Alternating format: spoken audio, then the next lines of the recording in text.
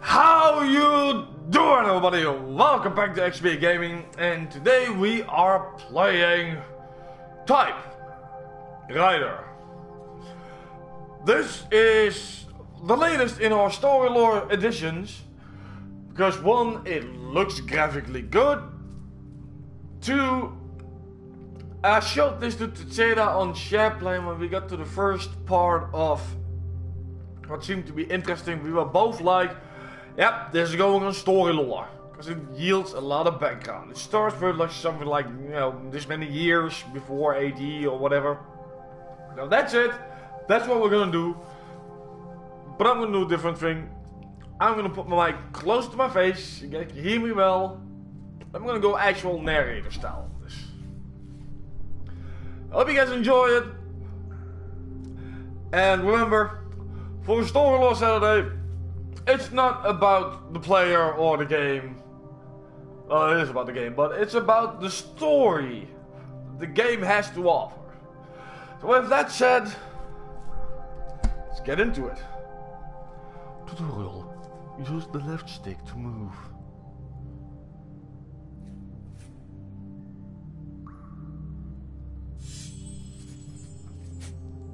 Use options button to unlock the view unlocked content. Cave paintings. Origins. Caves of the Hand, Argentina. Yeah, you have unlocked the first page of the history of typography. In prehistoric times, long before the invention of writing, humans left traces of their existence in the caves where they resided. The Chaffaut Cave. Discovered in 1994 in the southeast of France, is one of the oldest adorned caves in the world. It contains many inscriptions carried out between 32,000 and 30,000 BC. For those of you who don't know, BC means before Christ. Most of them are representations of animals, but there are also hybrid animal-man creatures and human hands. The different representations overlap in a space that seems indifferent to the depth, as the contours of the images intertwine constantly. These prehistoric artists were skilled in several techniques: rock engraving, probably using a hard or carved stone, and painting. The paint comes from crushing stones to produce a colored powder that was then applied by hand or blown onto the cave walls. In almost all cases, but especially in Africa and Europe, the paintings are related to ritual practices, such as the magic of hunting, fertility, or protection against enemies. Painted caves have long been regarded as a sanctuary where prehistoric man painted his visions of the world. It is estimated today that the pictorial representations depict a whole cultural socio-system, which includes both inhabited places as well as hunting territories.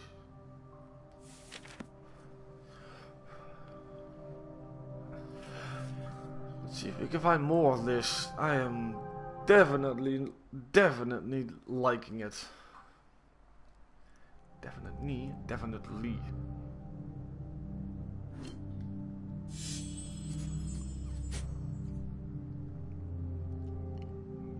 The whatchamacallit writing.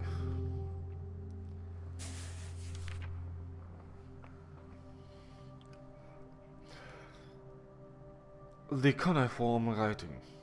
I am probably butchering the name, but I do apologize. Emerging in Lower Mesopotamia between 3400 and 3200 BC, cuneiform script is, along with Egyptian hieroglyphics, the earliest known systems of writing. It is initially intended to transcribe Sumerian. However, it becomes a dominant system throughout the former Middle East. Uniform writing began in pictographic form and silhouette type shapes.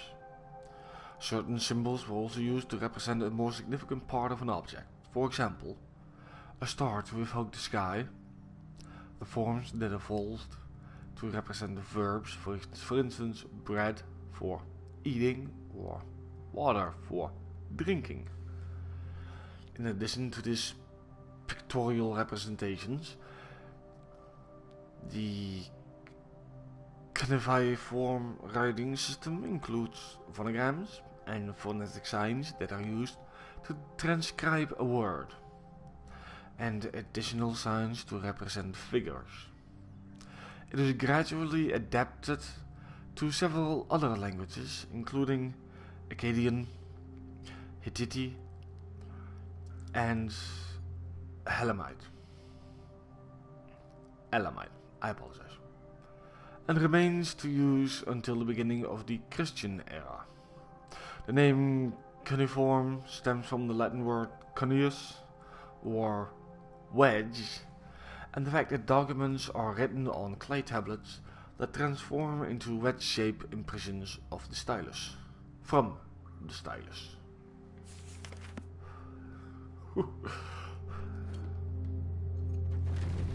Oh boy.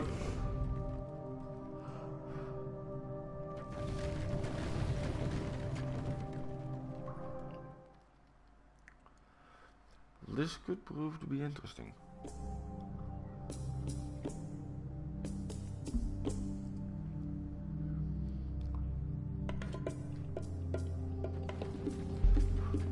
Oh, what?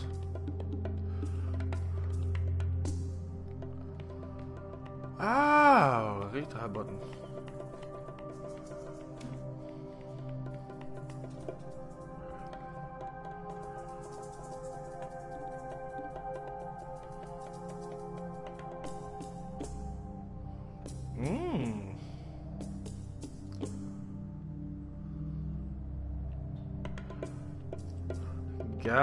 Gotcha.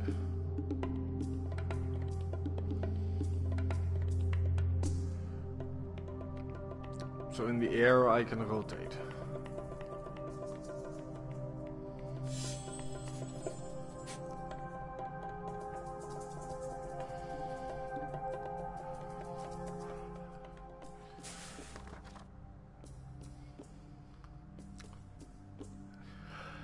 Egyptian hieroglyphics. The first Egyptian hieroglyphics date back to the end of 3200 BC. This formal writing system, which is born around the same time as the cuneiform script, is used for more than 3000 years.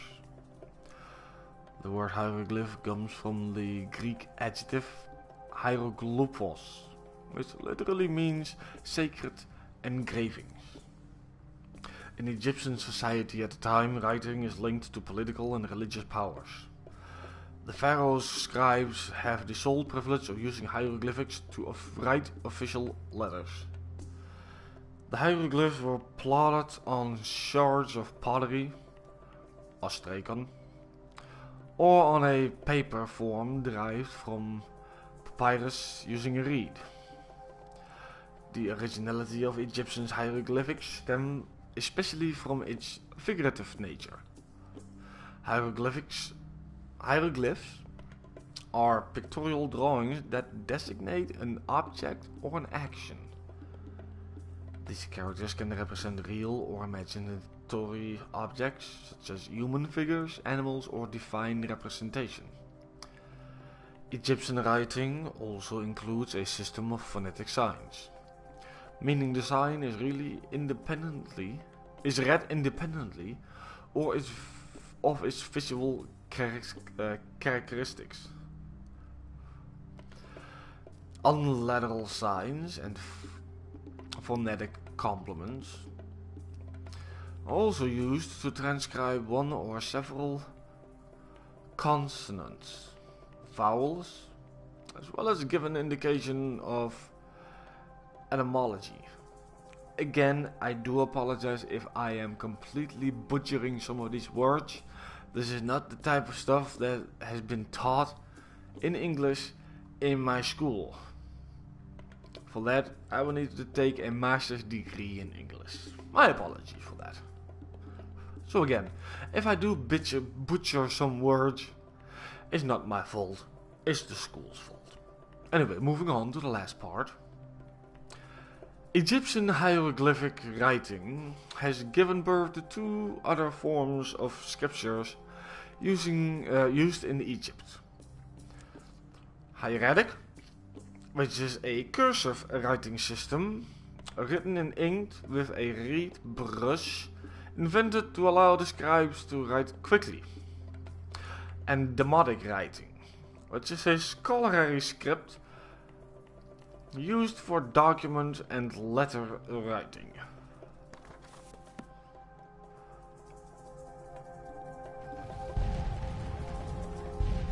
Yo!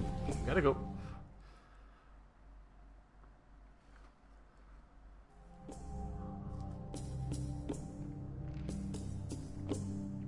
I will admit,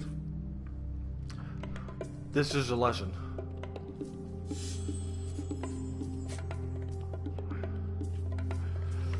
Chinese characters.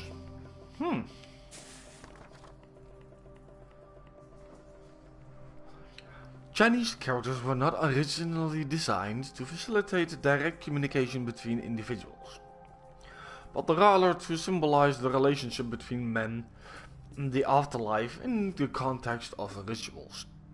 According to the legend, Kanji, a minister of the Yellow Empire, was charged with the task of creating characters for writing, and designed characters according to the special characteristics that he observed in all things. The Chinese, there is a particular Chinese way of writing called kanji, and this is the inventor of said writing. So just wanted to let you guys know about that. All Chinese characters are logograms, but there are several derivative types. Pictograms are simply characters that can combine to form an ideogram, which is a more abstract idea. These signs are more complex, consisting of several pictograms, as well as being associated with a key, which acts as an indicator to specify a lexical meaning of an ideogram Chinese has other sets of characters called phonosemantic, which make up over 90% of the language. Phonosemantic characters, however, are associated with a key that is designated by pronunciation. In addition to the Chinese writing system, paper is one of the four great inventions of the Chinese. Native Cailun not only improved the papermaking technique, but also made it possible to use a variety of materials such as tree bark, hemp, and flax. At the time, this process remains a long, well-kept secret and doesn't appear in Western Europe for quite a while. In the depiction, it states Buddha and his disciple Subhuti from the Diamond Sutra 868.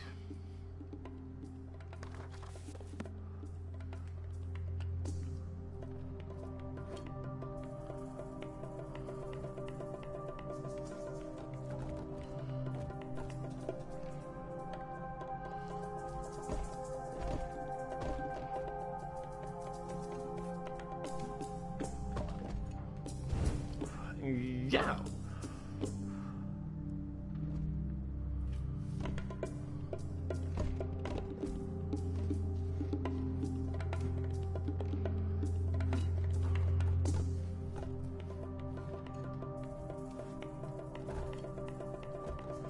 Can I move this?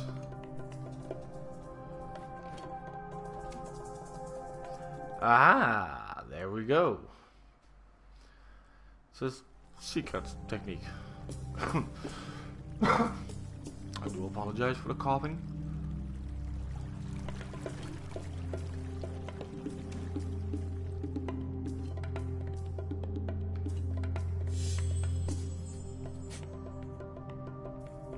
the Greek alphabet.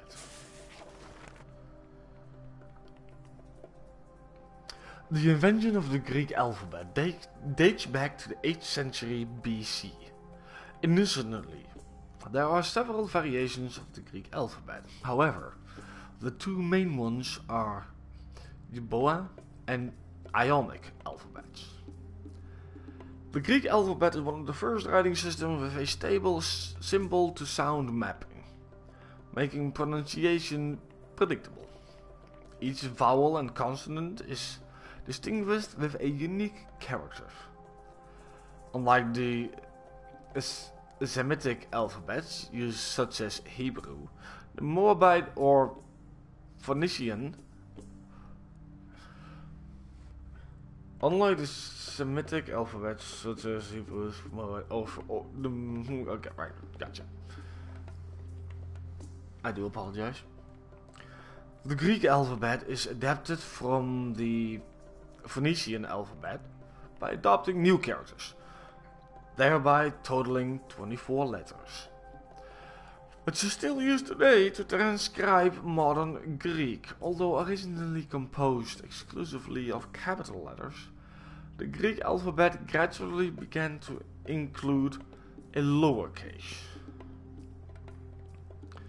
In Greek society, the language is at the heart of the city, and writing gradually invades the public sphere despite the attempted suppression by a small elitist group of religious officials.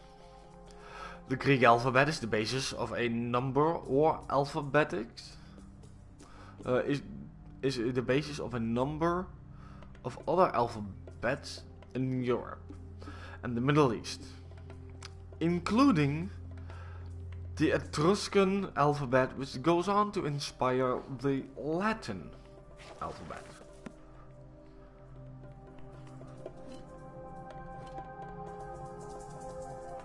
I saw that tip break already. You're not gonna fool me.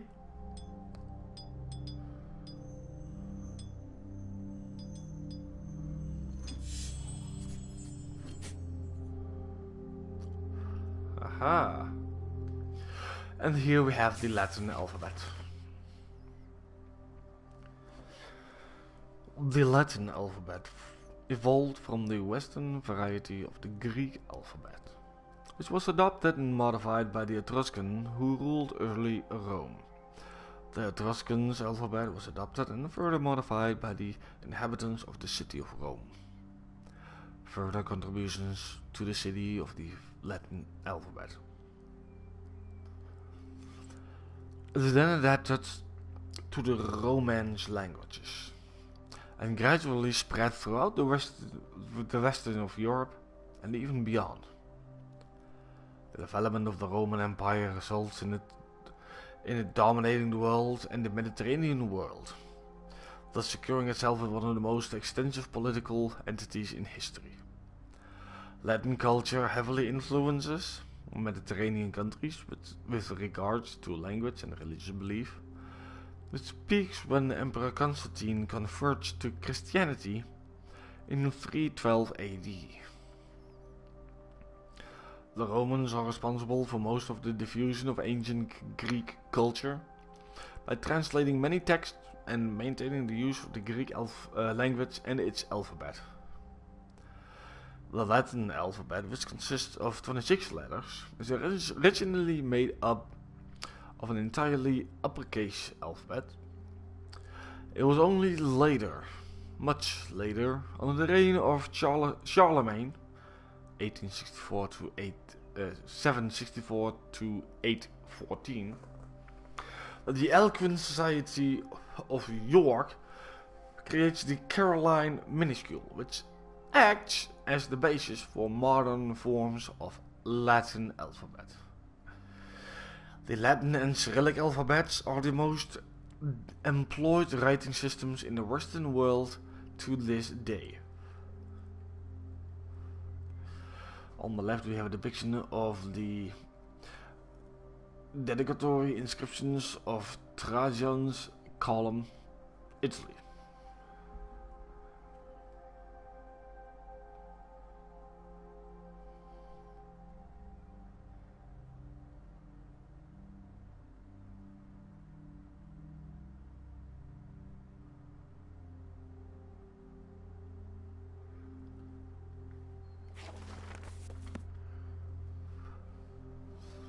Whee!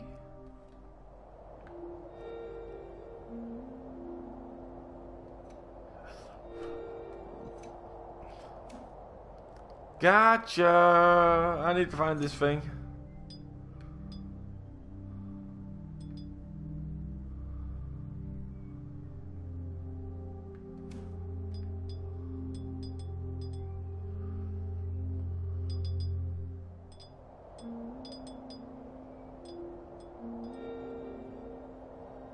No.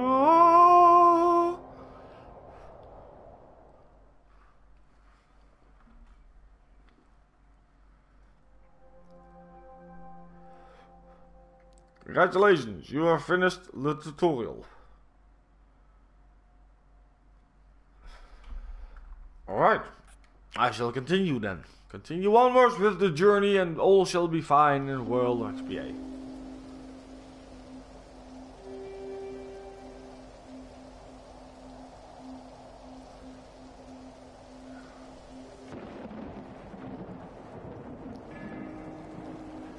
Typewriter, a typographic video game.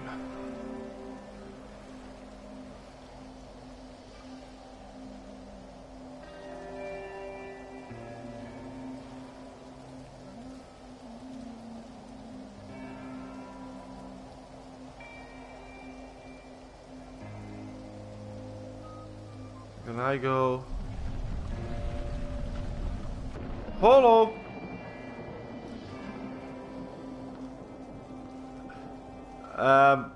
I don't think I meant to speedrun. Sorry about this.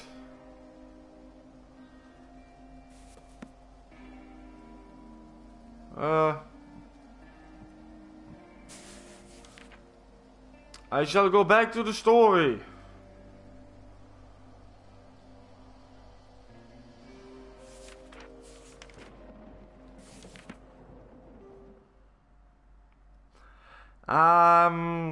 Sorry about that.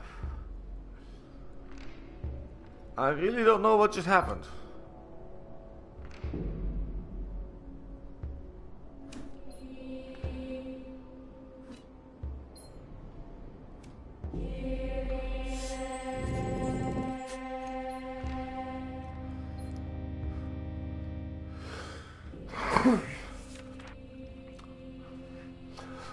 The monk Arbea. In medieval Western Europe, writing is reserved for the reproduction of sacred texts and the recording of legislative decisions. Writing culture is thus progressively centralized in monasteries in the beginning of the 6th century, and it is amongst scribes. It is the monk scribes, recluse in covens and Christian abbeys, who are responsible for transcribing the early manuscript books. The texts are copied by hand on animal skin, parchment, and then recopied to ensure circulation. With the scriptoria, a writing room specialized for monks, the scribe copies the text by means of a claim, a reed or whittled bird feather dipped in black ink, while illuminating the pages with illustrations or ornaments. A dense network of monasteries and the abundance of scriptoria spawned the Christian West, allowing the conservation and decimation of many religious texts, as well as certain books for the antiquity. The book is, however, otherwise, a luxury item that is not very accessible. Jean Milo at his copyist desk, part of the Miracles of the Notre Dame, 1456. The image on the left side.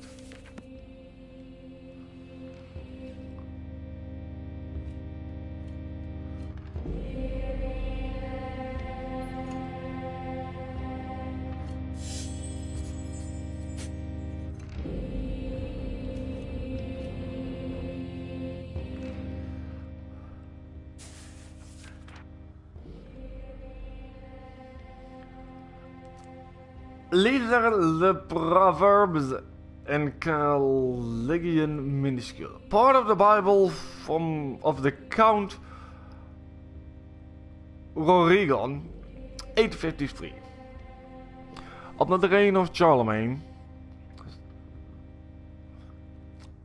768 to 814, the practice of writing resurges in Europe due to the administrative needs of the vast Carolingian Empire. This leads to an increase in the number of scholars and standardization of handwriting. At the request of the emperor, the masters of the Ashen Palace created a new typography, Caroline minuscule, more legible than the uncial writing previously employed in the ancient Latin script. The Caroline is characterized by smaller, rounder letters and the insertion of spaces between words. It is adopted throughout the empire and spread rapidly across the scriptoria of the Christian West in the 9th century. Dominating the manuscripts written until the 12th century. In the 12th century, a style known as Gothic emerges, renewing Western art and marking the architecture of cathedrals, which are now higher and pierced with large stained glass windows. This new style also influences the typographic forms, and Gothic lettering becomes common across Western Europe for the 13th century. Regional variations appear. Germany and the north of France mostly opt for textura, a Gothic typeface with narrow angular shapes, while the south of France, Italy and Spain employ a more rounder form called rotunda. Scriptura rotunda. I'm starting to... I'm not gonna say it. Final Fantasy flashbacks.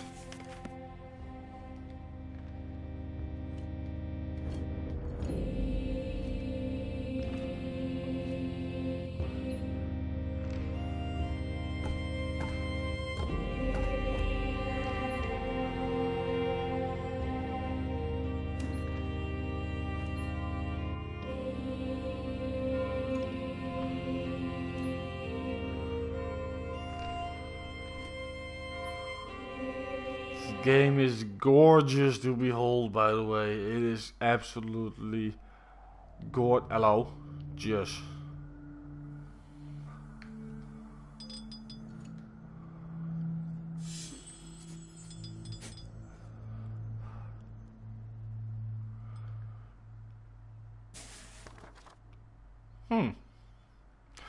Potter of Johannes Gutenberg, 1400-1468. In the early 15th century, urbanization and economic growth stimulates exchanges at a European level.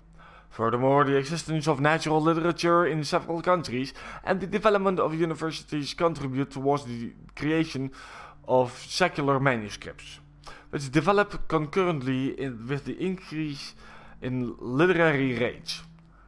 It is in this favorable context that Johannes Gutenberg invents the printing press. That's right, ladies and gentlemen, if you didn't know, Johannes Gutenberg invented the printing press, leading to newspapers and magazines being printed, and that was all done from 1400 to mid-1400.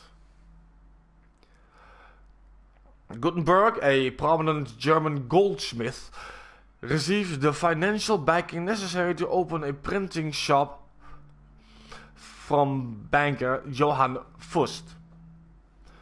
While Gutenberg did not invent all of the processes required for the manufacturing of printed materials, he combines a series of comparably advanced technologies to existing printing techniques. So basically he added things to make it more smooth, faster, more reliable. In addition to the use of paper, a relatively new material at the time, and the invention of special ink for printing, the main innovation is the production of a movable type system that makes page setting quicker and the lettering more uniform. With Gutenberg's invention, text can now be easily reproduced and disseminated, unlike the manuscripts that were previously the result of long labor by the monk scribes. Needless to say, the invention was an immediate success throughout Europe.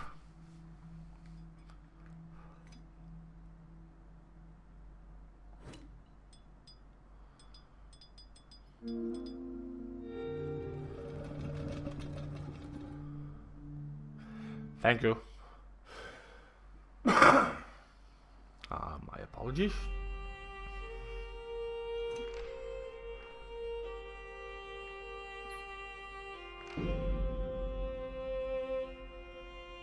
Come on.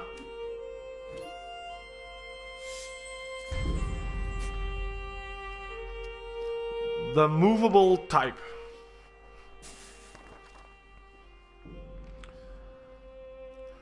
Invented in Johannes Gutenberg's workshop in Mainz, letterpress printing with movable type ignites a new era in Western writing culture, and remains in use until the release of phototypesetting in the 1960s. A metalworker produces a kind of handheld steel punch attached to a type of instrument. Attached to the tip of an instrument is a flat plate with an alphabetic symbol. The letters are made using a deep mold consisting of 3 different minerals. About 1,000 of these alphabetic letters are produced and then filed into a big drawer that is divided into many small compartments called cassettes, basically, if you will. A worker arranges the letter on a kind of typing machine that deposits the letters into an alphabet. The letters are placed accordingly, reproducing the text 5 or 6 sentences at a time. Then all the plates are replicated onto tablets, printing on paper ensues. Printing shop from the 17th century. Thank you.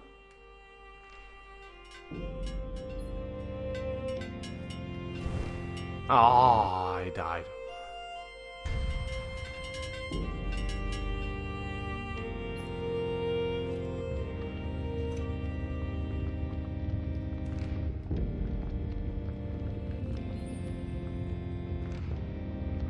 I don't know if I needed that.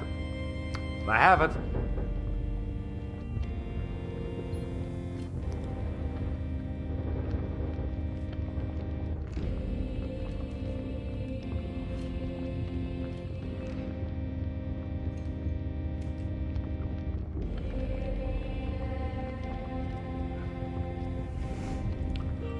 I had to.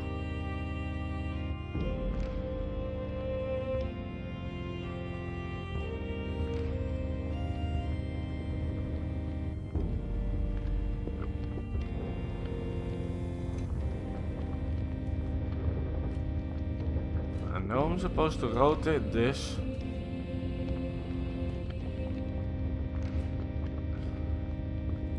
Wait. Not rotate, just plainly push.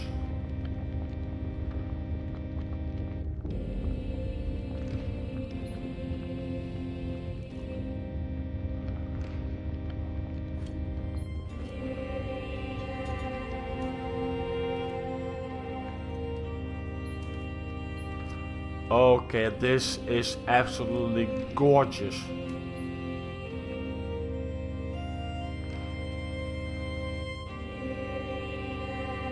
Damn!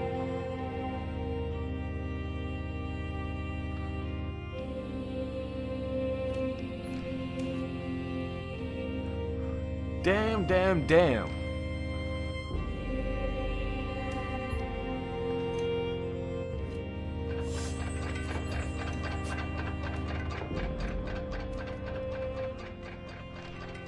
The letterpress.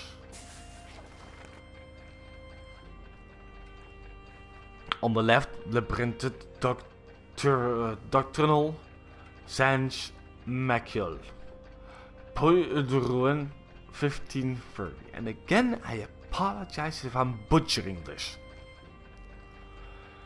Gutenberg's movable type printing press is particularly successful due to the use of a special machine made up of a flat block of wood operated by a lever.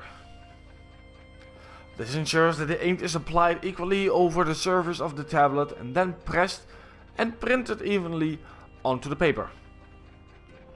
Using paper imported from Italy is both inexpensive and essential to the development of Gutenberg's letterpress. Moreover, Gutenberg creates special ink that doesn't fade through the pages, unlike most of the other inks available at the time, thereby making it possible to print on both sides of a page and ultimately use less paper. With this innovation, a German typographer is responsible for creating numerous high-quality publications, including the first condensed Bible. So we have a lot to owe on Gutenberg, basically.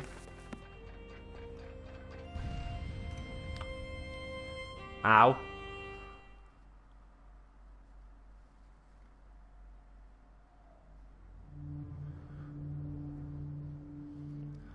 What? In God's name?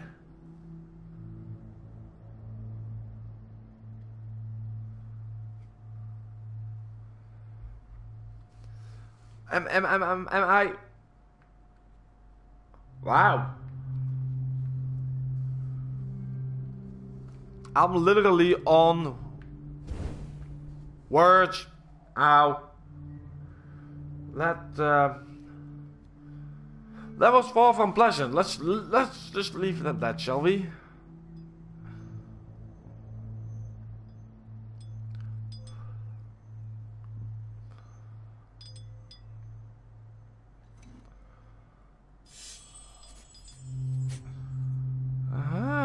Gutenberg's Bible.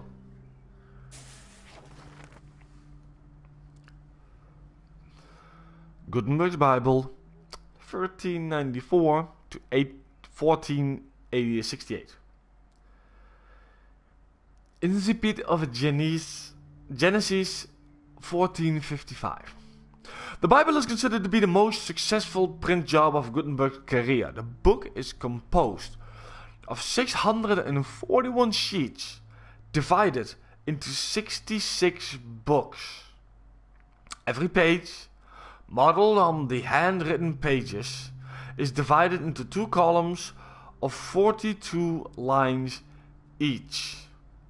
Gutenberg's Bible reproduces the Latin script from the Vulgate of St. Jerome's 384 AD, using the Gothic typeface Textura.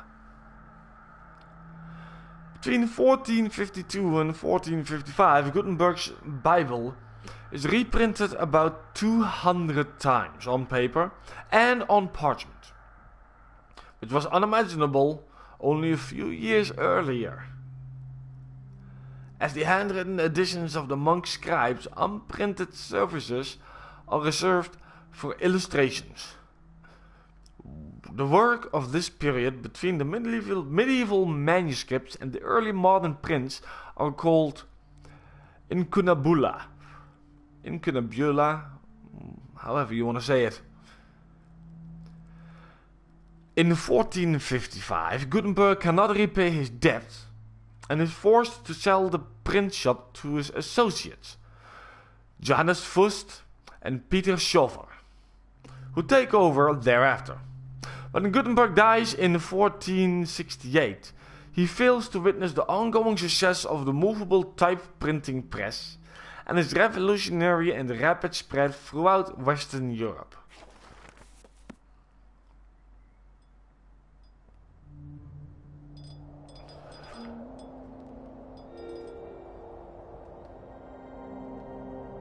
Aha, so that's basically Gothic? So the whole Gothic typing style, the lettering of the Gothic lettering actually, is what you see on the screen right now. It was from the 18th century to the 15th century. And all thanks to Gutenberg were we able to,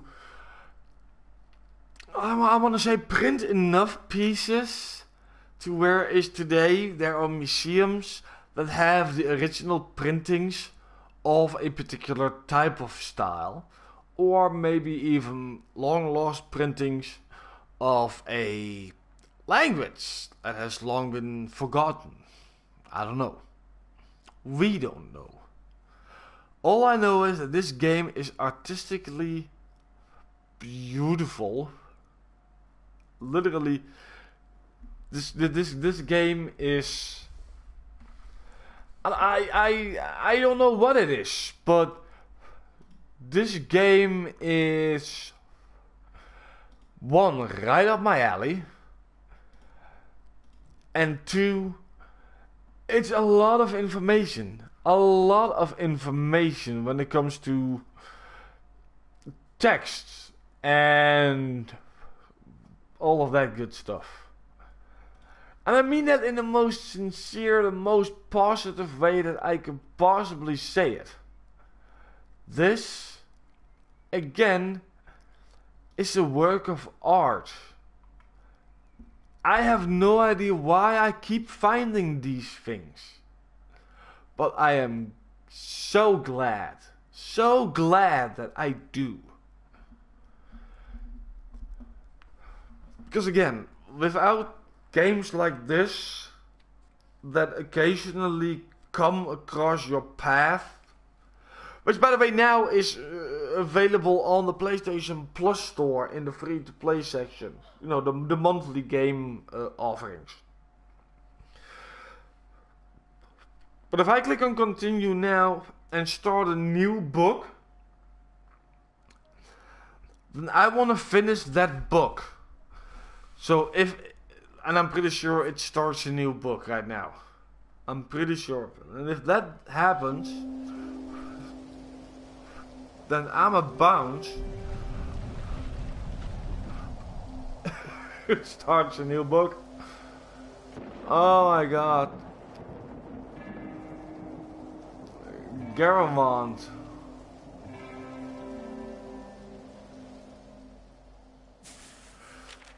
So Garamond is our new book.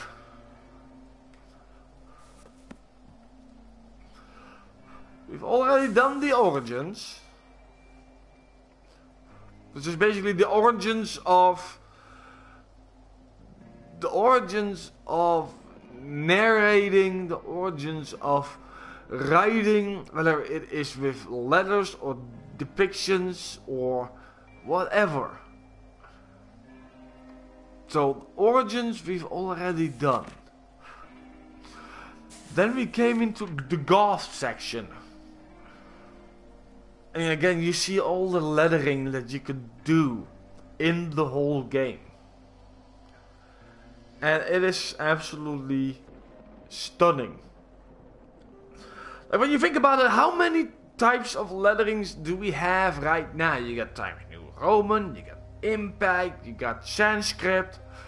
You got so many different styles of writing.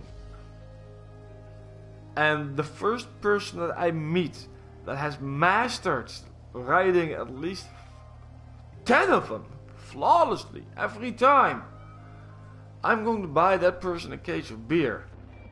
You can count on it. And now we come to Garamond. Complete new chapter. A complete new style of writing.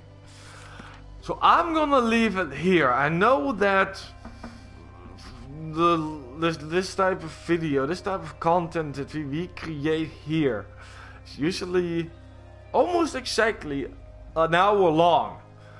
But I want to take this book by book while I'm indulging in a giant nerd boner with words that I may have only used once or twice in my entire lifetime.